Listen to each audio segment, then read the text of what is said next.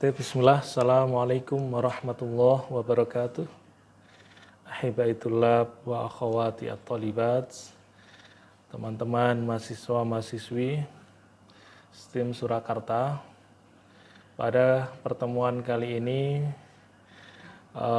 kita lakukan melalui daring atau online karena ada suatu hal. Kita lanjutkan pertemuan yang kedua. Untuk pertemuan yang pertama kemarin, kita telah membahas terkait sejarah atau tarikh usul fiqh. Sejarah kenapa muncul suatu ilmu usul fiqh, padahal ilmu ini belum ada atau tidak dibukukan di masa Nabi, di masa para sahabat dan sebagainya. Tetapi muncul setelahnya. Nah, kita sudah pelajari, kita bahas sejarah kemunculan ilmu usul fiqh pada pertemuan pada pekan yang lalu. Kali ini kita lanjutkan mengenai ruang lingkup ilmu usul fiqh. Jadi dasar-dasar yang wajib kita ketahui sebelum kita belajar lebih dalam tentang usul fiqh.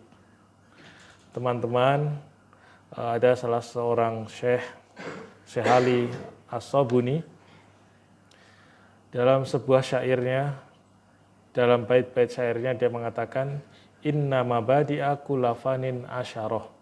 Sesungguhnya dasar-dasar setiap cabang keilmuan itu ada 10 hal. Al-haddu wal maudu'u tsumma thamrah. Yaitu al-haddu definisi, al-maudu' yakni objek kajian, as-thamrah yakni hasil, wa nisbatu wa fadluhu wal wadi', yakni penisbatan atau hubungan dengan keilmuan yang lainnya, wa fadluhu keutamaannya, wal wadi', yakni penggagas, siapa sih yang pertama kali mencetuskan ilmu ini.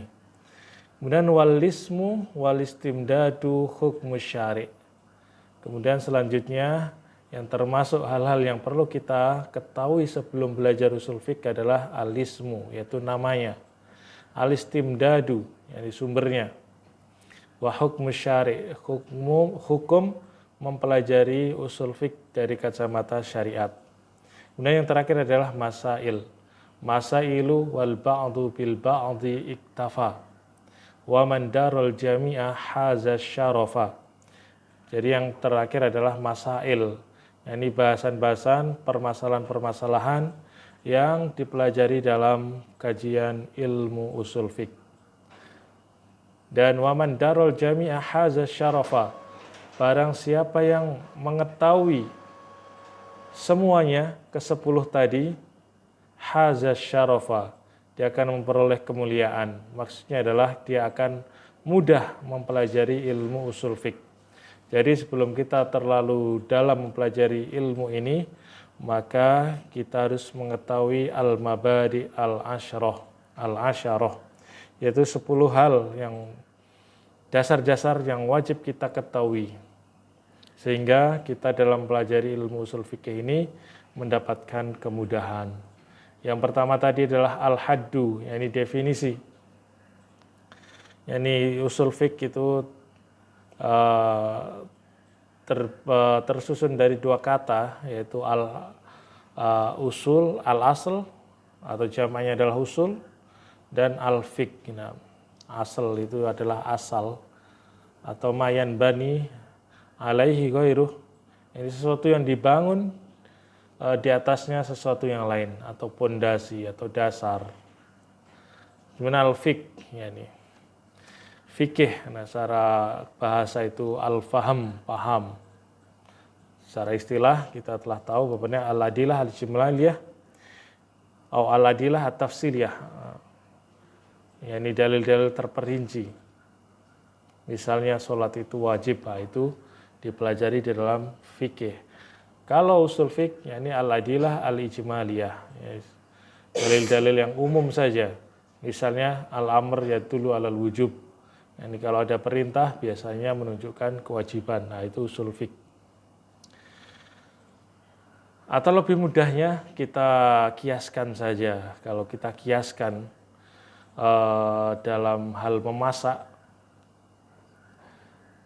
Jadi dalil-dalil dari Al-Quran dan As-Sunnah itu ibarat makanan, bahan makanan. Tidak bisa, ada yang bisa langsung kita makan seperti buah-buahan, tetapi ada juga yang tidak bisa langsung kita makan. Misalnya daging, ikan, dan sebagainya.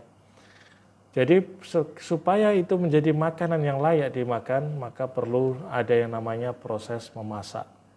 Nah, bahan-bahan itu di dalam kajian kita itu adalah al-adillah, yaitu dalil-dalil dari kitab maupun sunnah, ayat-ayat Al-Quran.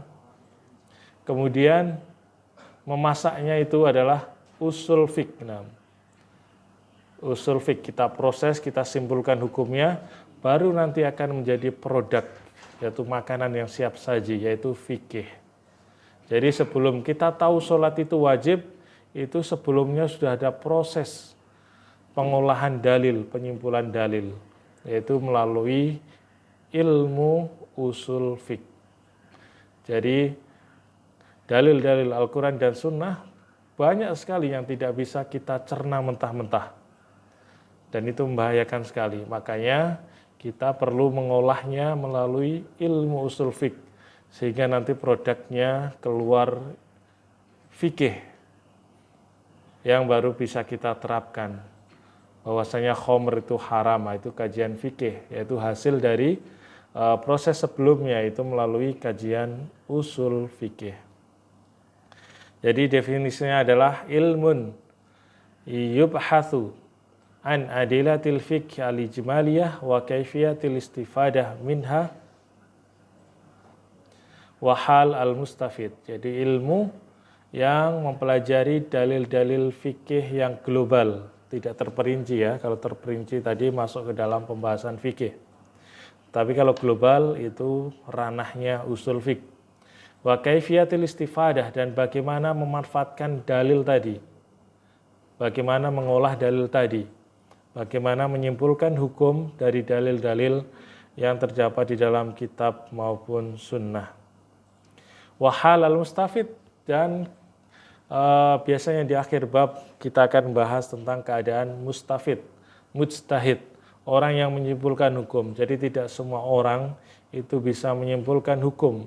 Ada syarat-syarat yang harus dipenuhi bagi seorang mujtahid, seorang mufti, sehingga dia bisa diperbolehkan untuk menyimpulkan hukum dari Al-Quran maupun As-Sunnah. Itu definisinya. Kemudian yang kedua, dasar yang kedua yang perlu kita pelajari, yang perlu kita ketahui adalah al-maudhu, yakni objek atau sasaran atau bahan yang dijadikan kajian di dalam ilmu ushul fiqh. Objeknya adalah al-adilah al-ijmaliyah, dalil-dalil global, dalil-dalil umum, min haitsu itsbatil ahkam syar'iyyah. Jadi untuk menyimpulkan hukum-hukum syar'i. Dalil global itu misalnya al-amru yadullu alal wajib misalnya. Jadi kalau kita temukan kata perintah biasanya itu menunjukkan kewajiban. Atau an-nahyu yaqtadi al-fasad wal butlan misalnya. Ada kaidah dalam ushul fikih, larangan atau kata larangan biasanya menunjukkan rusaknya amalan yang dikerjakan atau batil atau tidak sahnya suatu amalan dan lain sebagainya. Nah, dalil-dalil global ini akan kita pelajari atau merupakan bahan kajian di dalam usul fikih. Kemudian yang ketiga adalah as-samroh. As-samroh itu hasil, buahnya. Apa sih buah mempelajari usul fiqh? Jadi ma'rifatu kaifiyati itsbatil ahkam syar'iyyah allati hiya tariqatus sa'adah fid dunya wal akhirah. Jadi mengetahui bagaimana menyimpulkan, menetapkan hukum-hukum syariat. Yang mana kalau kita mengetahui hukum-hukum syariat, tariqatus sa'adah fid dunya wal akhirah. Itu adalah sarana bahagianya seorang hamba di dunia maupun di akhirat. Jadi kalau kita mengetahui rambu-rambu hukum-hukum syariat, maka kita akan selamat. Kita akan bahagia fid darain, di dunia maupun di akhirat. Itu adalah buah dari mempelajari usul fiqh. Kemudian yang ketiga adalah nisbah, penisbatan atau hubungan ilmu usul fiqh dengan ilmu yang lainnya. Nisbatuhu huwa aslun li ilmil fiqh. Nah, dia adalah asal dari ilmu fikih. Jadi fikih tadi adalah produk dari ilmu usul fikih. Jadi diolah dulu dalam usul fikih, kemudian baru menjadi produk di fikihnya. Itla yakunu fikhan bi ghairi isbatil ahkam minal adillah syar'iyyah. Jadi fikih itu tidak menjadi ilmu fikih tanpa adanya pengisbatan atau penetapan hukum-hukum syariah, dalil syariah. Itu tanpa adanya usul fiqh. Wal itsbatu la takunu bi ghairi ma'rifati ilmi usul fiqh. Jadi penetapan hukum itu tidak akan mungkin terjadi tanpa mengetahui ilmu usul fiqh. Nah, di sini dimisalkan kanal baqar la yakunu ta'aman. Daging sapi tidak akan menjadi makanan. Bi ghairi antubikha, tanpa dimasak. Wa tabkhu la yakunu illa ba'da ma'rifati kayfiyatit tabkh. Dan memasak tidak akan mungkin terjadi tanpa mengetahui caranya. Dan cara memasak itu dalam kajian kita adalah ilmu usul fiqh.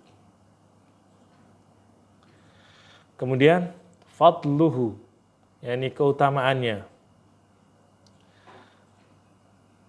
Huwa min asyrafil ulum. Jadi usul fikih ini termasuk ilmu yang mulia, ilmu yang agung. Kenapa? Itla yasil al-abdu illallahi ta'ala illa bita'atih.